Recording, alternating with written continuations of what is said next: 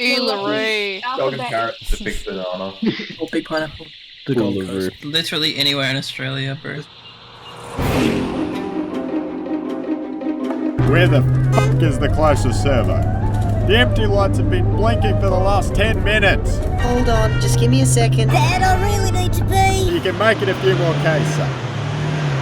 Hold on, let me try and find it again.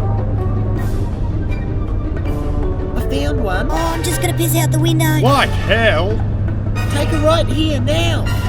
Say.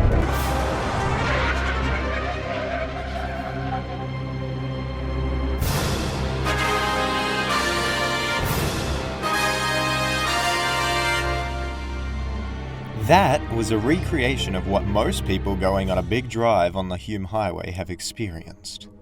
But atop this Tuckerbox sits an enigma.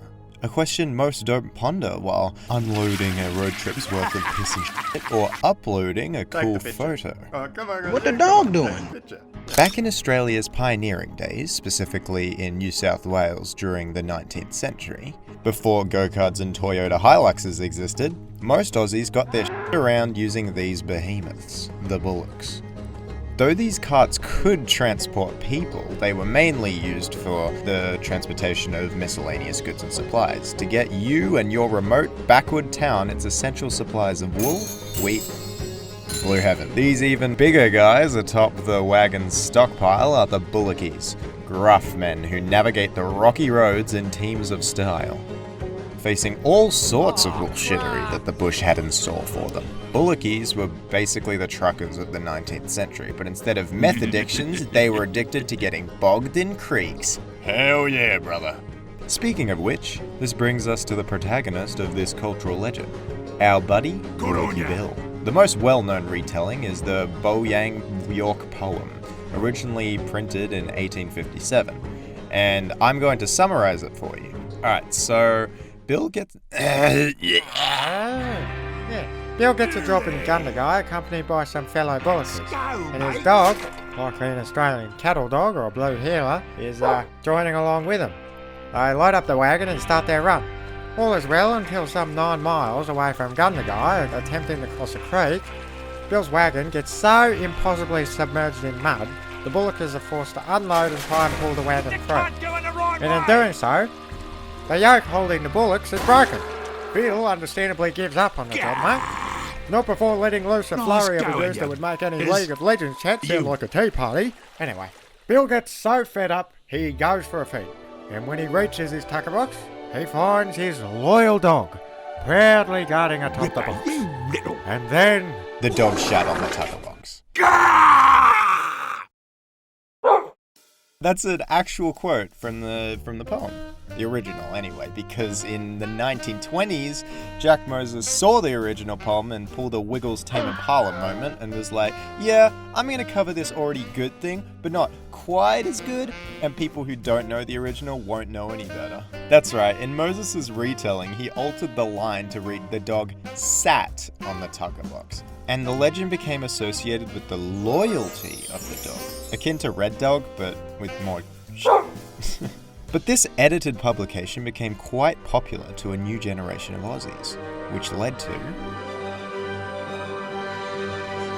a shitty monument of the dog on a Tuckerbox hoisted 9 miles from Gundagai was done by some random guy in 1926. Beginning in 1928, stonemason Frank Rushoni galvanized the community of Gundagai to erect a memorial of the dog on a Tuckerbox. waste of taxpayer money. It's true though. The dog was unveiled by Prime Minister himself, Joseph Lyons, in 1932, as part of the Back to Gundagai week. And it sits right off the Hume Highway, here, approximately 5 miles from Gundagai. Wait, hang on, only 5? Some non-mom. How could you f*** that up so badly? Well, it's not a matter of how, but why? Well, because of Back to Gundagai week. The community needed to clear the local hospital's debts, and what better way to do that than a queen competition? It's like a beauty pageant, and donations from the dogs wishing well as well. But if you've learned anything from Twitch, we probably know which one raised more cheddar. At least we got a cool immortalization of a funny dog. Oh yeah, and the hospital got its debts paid off, so win-win. Without the positioning right off the Hume Highway, a lot of us just wouldn't have seen it before. We probably would have just kept driving. Or stopped to see the big koala. Ugh. All things considered, 4 miles is a small price to pay for this superior dog. Yeah. And to you 9-mile purists, let me know the fate of this original monument, because I assume it was retired with the unveiling of the new dog, especially with the abundance of celebration with the dog. But 2 things are for sure. I am not a Gundagai resident, and the dog is here to stay. The new one. Not cool! 1981. The dog didn't stay. Prank 'em, John. More than 5 or even 9 miles away from Gundagai, at Canberra College of Advanced Education, students on campus were greeted with the dog on a tuckerbox. Students took photos pretending to pour beer in his mouth, and police quickly intervened, returning the statue back to its proper resting place. Fortunately, the statue was undamaged aside from the unknown vandals unbolting the statues with tools, and nobody ever tried to dislodge the dog again. In 2019, the dog was dislodged again. It started the same way everyone's visit to the Tuckerbox did. A couple driving down the Hume Highway needed to take a break and stop to take a photo with the dog. Except this guy jumped atop the dog, squatting next to it. And upon dismounting, he dislodged the dog and Tuckerbox, breaking off the dog's ear and nose as it smashed into the fragile sandstone wishing well. This nearly 90-year-old cultural monument ended up on its side as the man tried to lift the 200-kilo statue and put it back. Obviously, it was too heavy, so he just left. But to his credit, 2 days later, he did hand himself into the police and admit that it was a stupid thing to do. And fortunately, thanks to the efforts of sculptor Nick Stranks, it was restored to its original glory, roughness and all, akin to the pioneers' rough lifestyle throughout the mid-19th century.